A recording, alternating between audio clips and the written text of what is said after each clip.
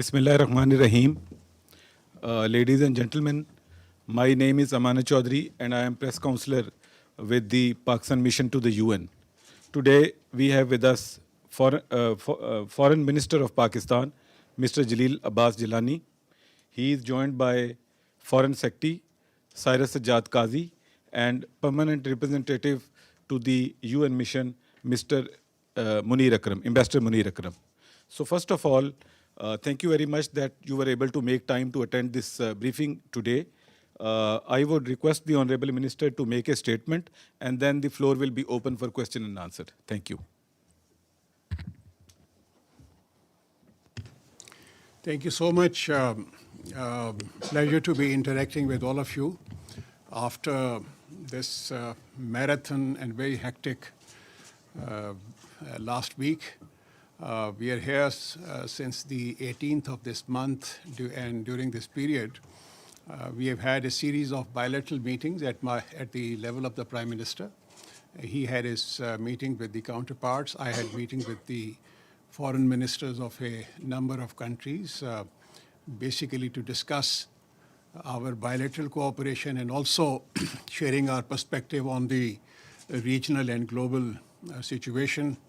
At the same time, we also apprised them of the steps which are being taken within the country to improve the economic situation and other trade and development issues.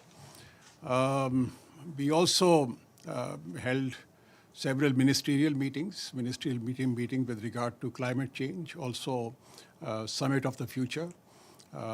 We also had, the Prime Minister also had a very, he spoke, he had a speech at the UN General Assembly in which he also highlighted a number of issues, including the regional issues, Pakistan's perspective on Afghanistan, Pakistan's perspective on the peace and stability within the region, and also the efforts which are being made by Pakistan in the development objectives.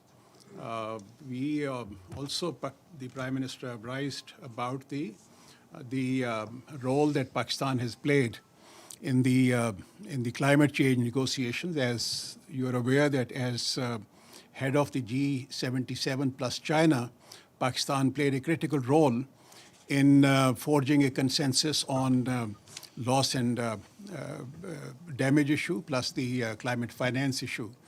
And also we expressed the hope that in the COP28, which is going to take place in November in UAE, most of the understandings which had been reached between the member countries, there would be some implementation mechanism that would be established. Pakistan certainly is one of the worst affected as far as climate change is concerned, because it has affected about 33 million people. One third of the country was inundated with water, and about $30 billion worth of losses were suffered as a result of the thing. We also, in our interaction at the OIC contact group on Kashmir, OIC contact group on Palestine, ministerial coordination meeting of the OIC as well as SCO, we highlighted other issues, including the efforts towards peace and stability in our region. Particularly, we also mentioned the Jammu and Kashmir dispute in our interaction with our interlocutors. Since we are sitting in the United Nations, obviously, it reminds us of the unfulfilled promises which were made to the people of Jammu and Kashmir for the implementation of the UN Security Council resolutions and the denial of justice to the people of Kashmir. So these were some of the issues that we had discussed and highlighted. So I'll be very happy to respond to any questions that you may raise. Before we open the proceedings for question and answer, I would request that you should keep your question brief so that more and more people can participate in this session. So as a matter of tradition, I would request senior ANCA member to go ahead, please. Thank you very much, Amanat. My name is Abdul Hamid Sayam. On behalf of the United Nations Correspondents Association, first we welcome you, Mr. Minister. We are glad that you gave us this time, and I hope we will have a very good encounter with you. I have a few questions related to the questions. issue, but they are related to the same subject, okay, about Jammu and Kashmir and Palestine. Many Arab countries now are abandoning the Palestinians. So would we ever imagine Pakistan one day would also turn its back to the people of Jammu and Kashmir? And the second, would Pakistan one day normalize relations with Israel before the Palestinians have their own independent, contiguous, and sovereign state? Thank you very much. Thank you so much. I think this is an important question, but to be very honest, in our interactions that we have had in the last 4 or 5 days, including in the OIC ministerial meeting, or for that matter during the OIC contact group on Palestine, which met day before yesterday, we didn't get this impression that Palestine or the issue or the Palestinian people were being abandoned by any of the Muslim countries or OIC member countries. As a matter of fact, there was a reiteration of the support that is being extended or which will continue to be extended to the people of Kashmir for their right, legitimate rights, which have been guaranteed to them or mentioned in the relevant UN Security Council resolutions.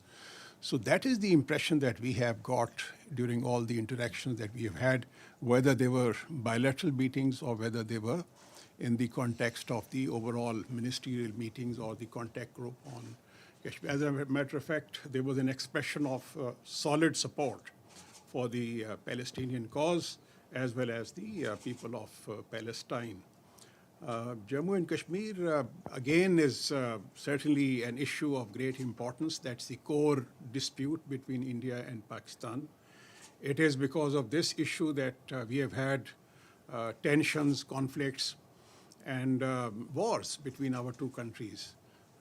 And then it is because of this factor and the kind of steps which India had taken on 5th August 2019 to further deny the Kashmiris their right, including the attempt being made by the Indian side to change the demographics of Jammu and Kashmir.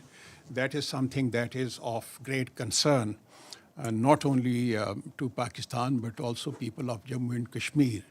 We would like to have peace with India, but at the same time, it will be contingent upon the resolution of Jammu and Kashmir dispute in accordance with the UN Security Council resolutions. Mr. Azim Ammiya. Mr. Secretary, Mr. Foreign Minister, sorry about that. I was a secretary. That's why yes. that reminds me. Okay. Now, today, the caretaker Prime Minister has used the strong words about genocide in India, at the hands of the planned, the Hindutva groups. So, and not only that, along with that, Kashmir has also been mentioned, and UN Security Council has been reminded about the resolutions. Don't you think that this will wage a diplomatic war of right to reply at the UN? And already India is already facing a global situation regarding Canadian crisis. So what do you think? Won't it inflame the Pak-India confrontation? Well, you see, the point is that nobody can deny them to exercise their right to reply. We have no doubt about it. But then the point is that whether the stand which is taken by India in respect of this dispute, the core dispute, whether it is accepted by the international community or not. The UN does not accept India's claim that they have been making for a very long time about the UN map does not show Kashmir to be an integral part of India as is claimed by the Indian side. And then I would say, and I say this with full confidence, that the Indian position is not endorsed by any country in the world. You know, every country in the world, they have to go by the UN Security Council resolutions, and they accept this dispute as a dispute, internationally recognized dispute. You mentioned about the Canadian issue. This is a very unfortunate issue. We have been a victim of this phenomena for a very long time. I am talking about the assassinations being carried out by India in almost every South Asian country. But this is perhaps for the first time that it has gone global. And this is a very, very serious situation, and I think they will have to come clean on this, because as we see it, and as most of the members of the international community would see it, this is like the mask that they had coming off the Indian face, and having been exposed by this very, very serious crime that has been committed on the Canadian side. Yes, please. Lucas Chapman with Arab News. You mentioned the Loss and Damage Fund, and obviously the kind of first litmus test for this fund is the reconstruction efforts in Pakistan after the devastating floods last year. Can you talk a little bit about sort of how has the international cooperation for the Loss and Damage Fund been thus far, and how is this first test going? Well, as I mentioned in my opening remarks, the Pakistan, along with other like-minded countries, had developed a consensus during COP27 about loss and damages, and also about the establishment of this fund, Climate Finance Fund. In addition to that, there was a donors conference that was held in Geneva, beginning of this year, which was sponsored by the UN Secretary General. My understanding is that next week, perhaps on the 27th of this month, the Secretary General is going to convene a meeting in this building where all those countries who had taken part in the donors conference, they are going to meet, and they would certainly, he would present a report about the actualization of those commitments which were made by various countries. To be very honest, so far, there has been very little which has been trickled down from the international community as far as the rehabilitation, reconstruction work that has to be carried out. Pakistan is doing that from within its own resources. Our banks are issuing loans on easy terms to all those people who were affected by but then obviously the banking industry has also, there are limits to what they can do. So this is the kind of a situation that we are in, and I think we are hopeful that most of the promises which were made by the donors, they would be fulfilled shortly. Ms. Sadia Afzal. Thank you so much. I'm Sadia Afzal. I'm from Suno News. My question to you, Mr. Foreign Minister, is Prime Minister yesterday, he gave a very important statement at Council on Foreign Affairs that we do not wish to join any camp politics. So can you please elaborate us on foreign policy priorities and key partnerships in the current international landscape? Thank you. You see, obviously, the Prime Minister was referring to this tension which is developing, or rivalry that is being developed in the Asia-Pacific region, the formation of new blocs which are being made, and obviously it presents Pakistan with a very uncomfortable situation. Take, for example, the Asia-Pacific. Asia-Pacific has been a very peaceful region, prosperous region. It has made great economic strides in the last 40, 50 years. And any tension which, within the Asia-Pacific region, from our point of view, is certainly not good for peace and stability in that region. We would like to basically this region remain as peaceful as possible so that economic opportunities which are available to Pakistan and other Asia-Pacific countries, they continue to grow. And there are obviously a number of regional connectivity projects which are also in the pipeline. Some are operational. So it was in that context that the Prime Minister mentioned that Pakistan would not become a part of. We have good relations with all countries of the world. This is the policy that enjoys a national consensus within the country.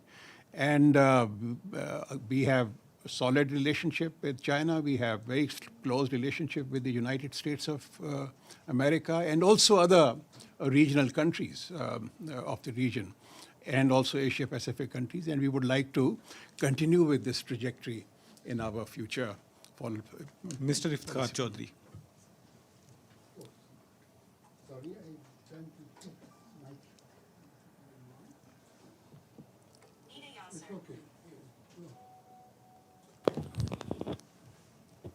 Thank you. Iftikhar Ali from Associated Press of Pakistan. Thank you.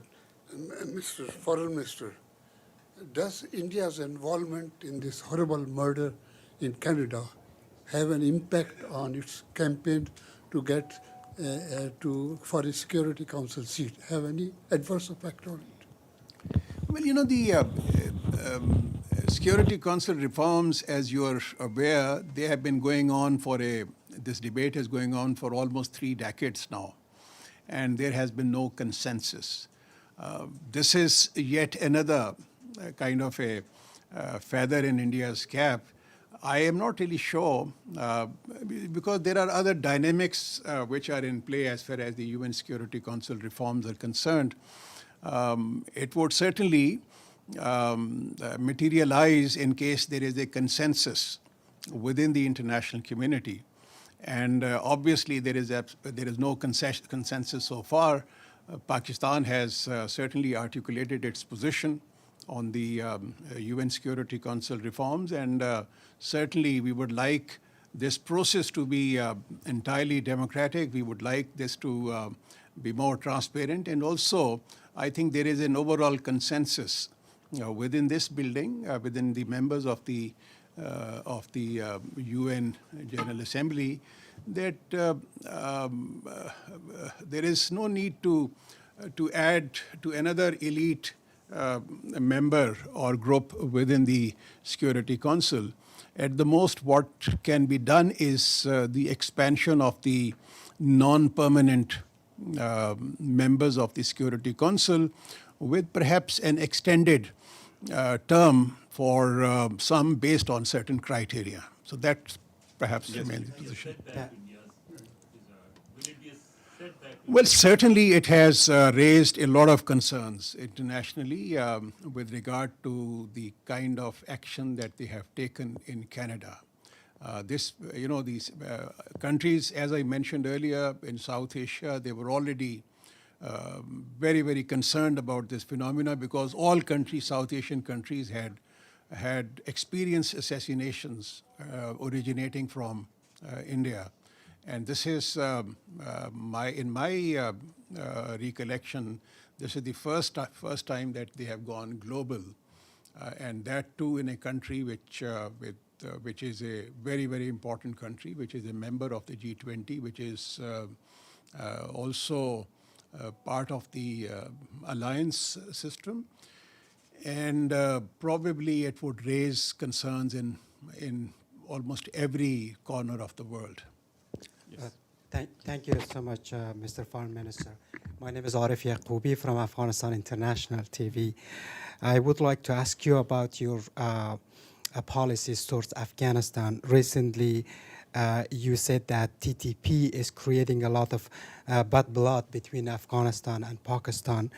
Why, Mr. Foreign Minister, your government, particularly the army of Pakistan, doesn't take any action against TTP in Afghanistan or in Pakistan, and how your policy would look like in the future when it comes to Afghanistan? Is it more tension that it's coming up, or it's going to be more a close relationship? Thank you. You know, Afghanistan is a sovereign country. Pakistan follows a policy of non-interference in the internal kind of, while respecting the sovereignty of other countries. At the same time, we have expectations that Afghan side would take action against all groups who are violating Afghanistan soil to carry out such terrorist activities against other countries. We have a very good dialogue with with Afghanistan, which is held on a regular basis. As a matter of fact, we have a joint commission which discusses all these issues, and the next meeting of this joint commission is also slated for 21st. It was slated for 21st, which was day before yesterday, and my understanding is that it has been a very good meeting. One thing that I certainly would like to mention, that Afghanistan is also committed to not allowing its soil for terrorist activities against other countries. We recently had a trilateral meeting involving China, Pakistan, and Afghanistan, in which, if you look at the joint statement that was issued after meeting between the foreign ministers of the three countries, there was a reiteration of this commitment by the Afghan side that they will not allow Afghan soil to be used against other countries. Mr. Anwar Iqbal. Sir, what are the concrete results of this visit? What did we get out of it? You know, you can't quantify, when you have a visit of this nature. But the important thing is that under one roof, one is able to interact with almost everyone which is present here. There have been series of meetings that Prime Minister held here. There has been series of meetings that I held with my counterparts, and obviously during these meetings we put across our point of view with regard to important issues, regional issues, global issues to the international community, which is extremely important. And at the same time, I think probably it is the most cost-effective way of interacting with a large number of foreign dignitaries, rather than undertaking visits to the respective countries, which certainly becomes a very expensive proposition.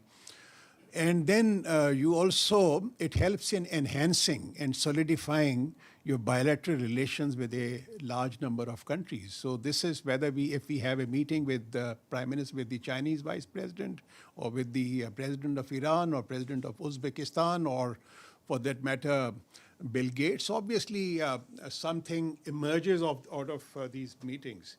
It not only helps create better understanding between Pakistan and the other countries about the respective issues, but also some of the pending areas which require attention by the respective countries, that is also there is a reiteration of that as well. Yes, sir.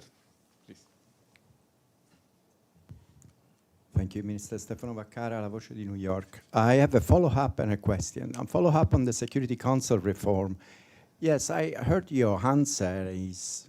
Sorry, which reforms are you? The Security Council. Security Council. Yeah, I heard your answer, but there is a difference lately that the United States, with President Biden, this is the second time they mention the reform, and it's clear the United States now favor the seat for India. So I would like a comment on this, on Biden's speech. But my question instead is on Guterres' speech, the Secretary General, that talked about democracy in danger. countries that are democratic that now turn authoritarian.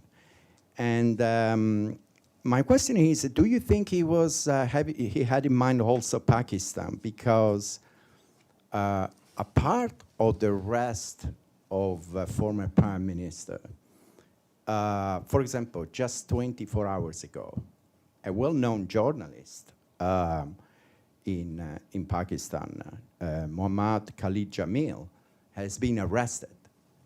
And so my question is Pakistan one of the countries that Guterres was thinking about when he was talking that democracy is in danger? Well, I think if you look at the situation overall, there have been a number of coups which have taken place recently in some parts of the world. In our neighborhood also, there are a lot of question marks with regard to the democratic process which is being violated with impunity. So that is, I think, probably he may have that in mind as well when he is talking about. And also, I would say that he must also have in mind the kind of denial of justice in many countries in respect of, for instance, the countries which are on the agenda of the UN Security Council. I'm sure that he must be having those in mind as well. Pakistan, we are a democratic country. There is absolutely no doubt about it. We have, in Pakistan, one parliament has completed its full term. It's a constitutional requirement that there is a caretaker setup, which is meant to ensure neutrality in the next elections, which is meant to ensure that the elections are free and fair, and which is also meant to ensure that people are able to participate in the voting process without any violence. This is something, and the preparations are already underway. You mentioned about this journalist. Recently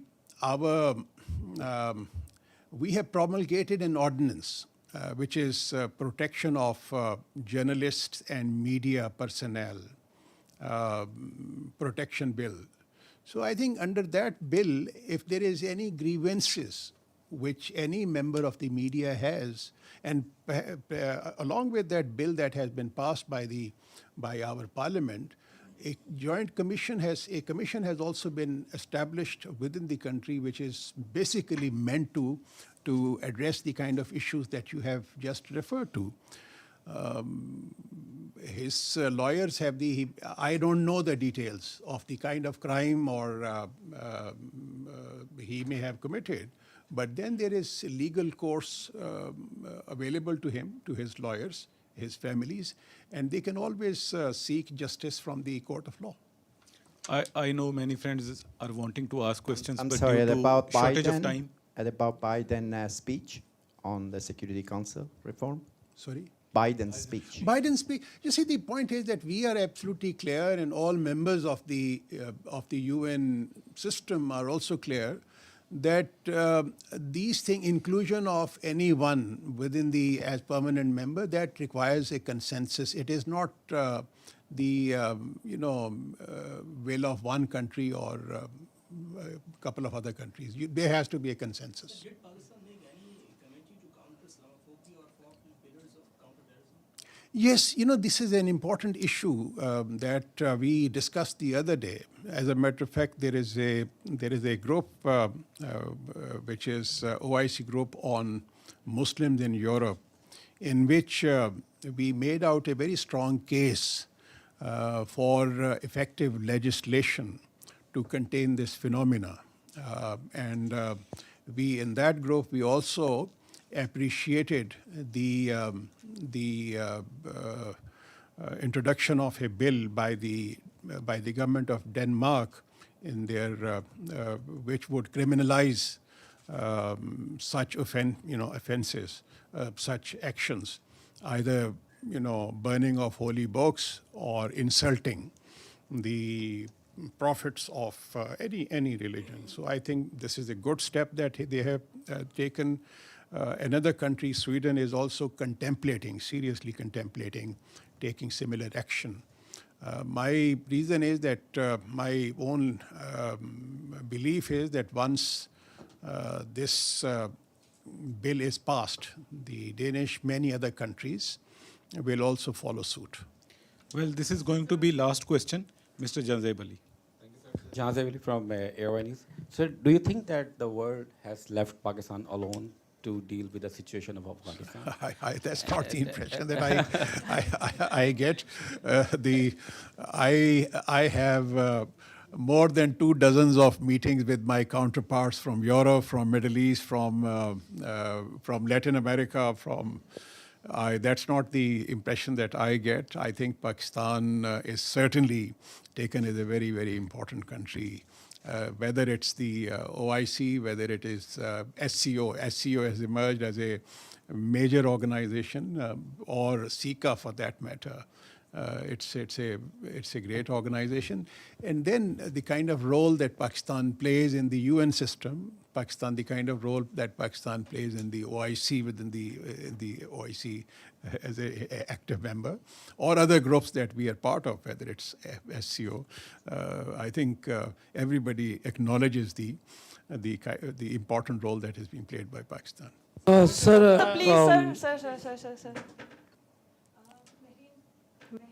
From Express News. So PM sideline meetings can help to build the relationship between other countries. Second question.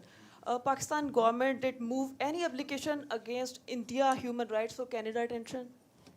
You see, the point is it's not for Pakistan to move an application. I think the Canadians have already highlighted this issue. Probably they are also asking for a proper investigation, and I'm sure that that will be held at some stage. I think, I'm sorry, I know you have many questions to ask, but I think we are running short of time. Okay, one question, please. Okay, two more. Two more. Yes, please. Yes, please. One of the petition in US Congress is pending for discussion. That is against Pakistan military that in 71 war they killed 2 million Bengalis, and most of the contents they are fake. And I think this is a serious issue, could be dangerous than forfeit. So what is the counter strategy of the Foreign Office to deal with that kind of matter that comes to US Where Congress? is this bill? Which Congress are you referring? US Congress. In US Congress, there is a bill pending for discussion. The contents of the bill is the Pakistan military, they killed 70 in 71 war, 2 million Bengalis. So what is the to be very honest, I am not aware of any bill which is pending before the American Congress. From Dawn, Islamabad. Pakistan is facing, in the recent fall of Kabul, Pakistan is facing immense of terrorism, and TTP and mostly the other networks are involved in that. And it reportedly the US and the NATO forces have left ammunition and weapons in Afghanistan, which was denied by the Washington. So which is becoming a threat to Pakistan, and these terrorist groups are using these weapons against Pakistan. Pakistan forces doesn't have that sort of weapons. So have you raised this issue, your concerns, Pakistan's concerns regarding the terrorism on this forum or not? Thank you. Certainly we have apprised everyone that we interacted with about the danger to Pakistan's security that these terrorist groups they pose. You are absolutely right that TTP attacks emanating from Afghanistan inside Pakistan, they have increased manifold in recent years. But